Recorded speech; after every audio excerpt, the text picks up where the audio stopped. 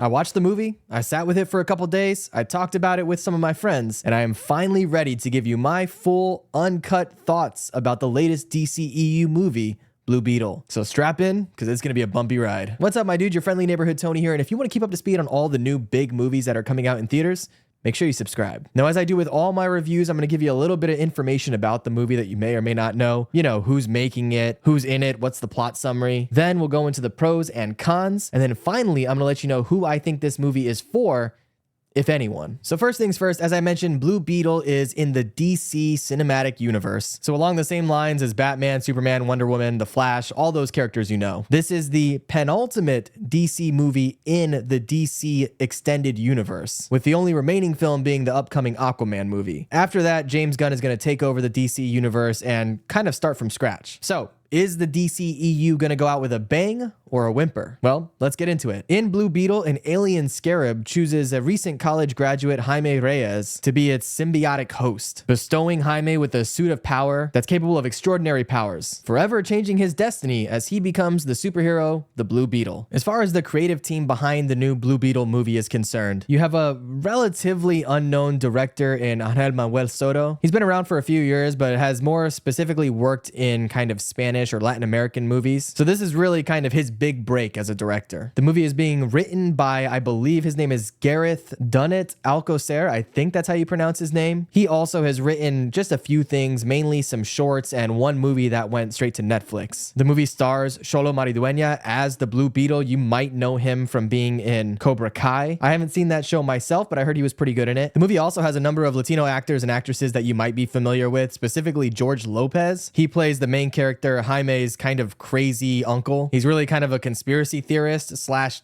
tech guy, I guess. You have Adriana Barraza, who plays the grandmother of the main character, who is also hilarious and awesome in this movie. Susan Sarandon, oddly enough, plays the main villain. It's a pretty interesting cast. And another thing I found interesting as far as how the movie was made and the process there is that originally this was supposed to come out on streaming, but they ended up kind of doing some upgrades to it along the way and pushing it out for an actual theatrical release. So now that you know a little bit about the movie, let me get into my pros, the things that I did like about this. For one, probably first and foremost, the main actor, Xolo, who plays Jaime Reyes. I thought he was very likable and did a really good job in his role. He's definitely got that X factor that you want from a superhero lead. He's talented as an actor, he looks the part, and he's, I think, 22 years old, so you can definitely have him playing this character for, I mean, a decade without much of a problem. Another thing I really appreciate, and it's really more of a problem with comic book movies lately, is that they always feel the need to raise the stakes. And what I mean by that is that in each movie that comes out,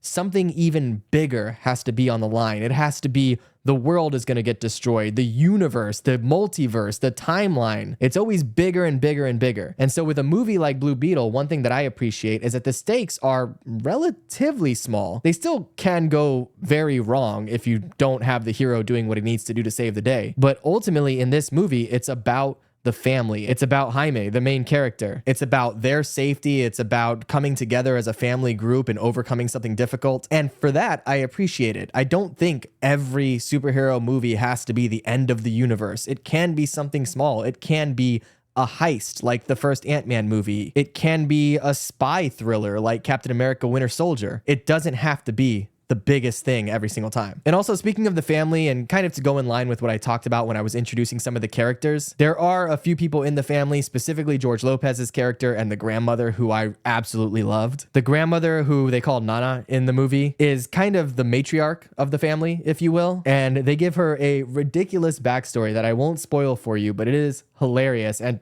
kind of makes sense. So her and George Lopez playing the crazy conspiracy theory uncle were real standouts for me. Another thing I like about the movie is probably a pretty simple thing, but it's the representation. You know, it's always good to see these studios kind of expanding out a little bit more and introducing characters that have a variety of experiences. And so here you have a family of immigrants from Central America that are dealing with their own unique troubles and difficulties. And I think that's cool. It brings people in and it tells new and unique stories. So I'm always going to be for that. Now, unfortunately, that is pretty much where my positives end when it comes to this movie. So let's get into the cons. But before we do that, I want to let you know that this video is sponsored by you. That's right. Just by watching my reviews, you are helping me out tremendously, and I appreciate it. Of course, while you're here, if you really want to help me out and help out the channel, make sure you like the video and drop a comment down below. Let me know your thoughts on Blue Beetle, or if you haven't seen it just yet, just your thoughts on DC and where they're going. And of course, if you want to keep up to speed on all the new big movies that are coming out, make sure you subscribe. Okay, so cons. Where do I begin? Okay,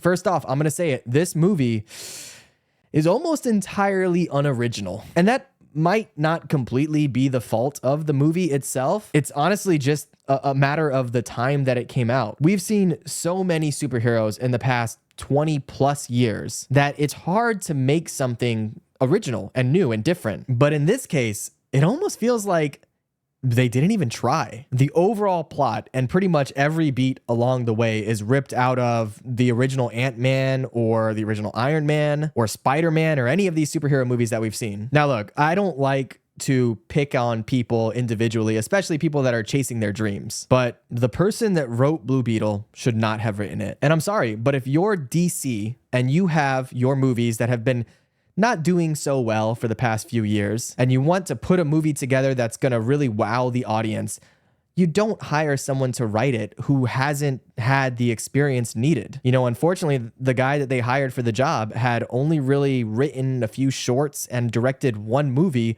which received pretty bad reviews. And you're giving him this $100 million blockbuster that is hopefully going to save your franchise. And it just didn't work. Now, don't get me wrong. Giving up and coming writers and directors and creators opportunities is amazing. And I love that. And you absolutely should do that. Just maybe not with your super big budget superhero flick, especially when you've been coming up short recently and you really need to knock this one out of the park. And I honestly feel like almost all of the cons, the negatives, the things I didn't like about the movie stem from that. The main villain, played by Susan Sarandon, who is a legendary actress, is basically Obadiah Stane from the first Iron Man. Almost exactly, except less interesting, and probably in large part due to the fact that we've already seen this movie. The dialogue in many parts is completely predictable. I'm telling you, there were several moments while I was watching the movie where I would jokingly, under my breath, say what I thought the next line was going to be, and it was almost always exactly spot on. Now look,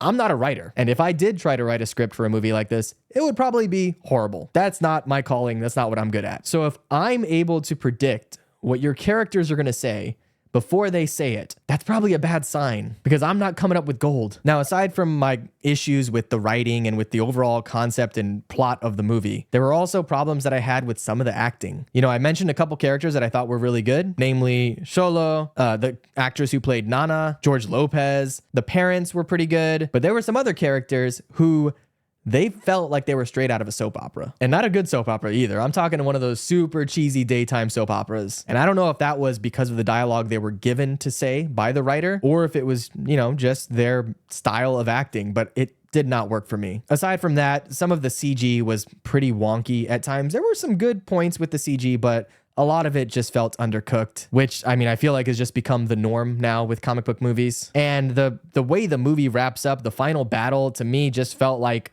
just a CG explosion of two characters mashing into each other. It just left me feeling unsatisfied. So here's kind of my conclusion. Here's the thing. Movies, shows, books, music, video games, YouTube videos, we are all fighting for your attention. And it's on us as creators to give you something worth spending your time watching. So when I review a movie, my opinion is based on whether or not I think the movie is worth you spending 2 hours plus of your day seeing. And when it comes to Blue Beetle, I can't say that it is. I'm trying to think about who this movie might be for, who might get a kick out of it.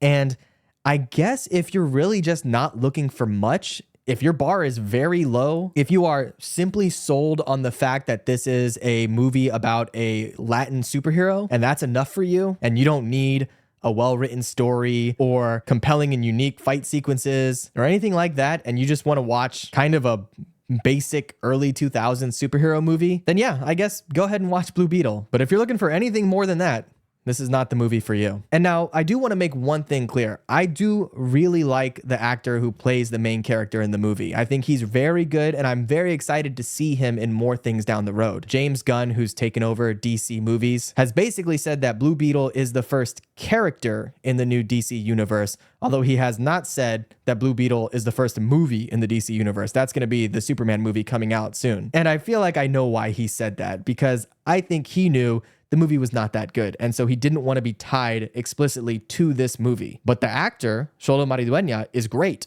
So I'm excited to see what he does going forward, and I'm really curious to see where they take this character. But of course, these are just my thoughts, my opinions. If you've seen Blue Beetle, let me know what you think in the comments below. What are your thoughts about DC as a whole? Do you think that they're going to be making better movies down the line, or do you feel like this is just another movie in the decline of DC? Whatever you think, let me know your thoughts down below. Also, I recently jumped on a video with my friend EJ over at Flickering Myth. We talked a little bit about Blue Beetle, and we also gave our top and bottom 3 DCEU movies. So if you want to check that out, I'll link to it right over here. Go ahead and show them some love. I'll also be putting out very soon my ranking of every single DCEU movie, so stick around for that. And if you want to keep up to speed on all the new big movies coming out in theaters, make sure you subscribe. All right, I'll catch you in the next one. Be good.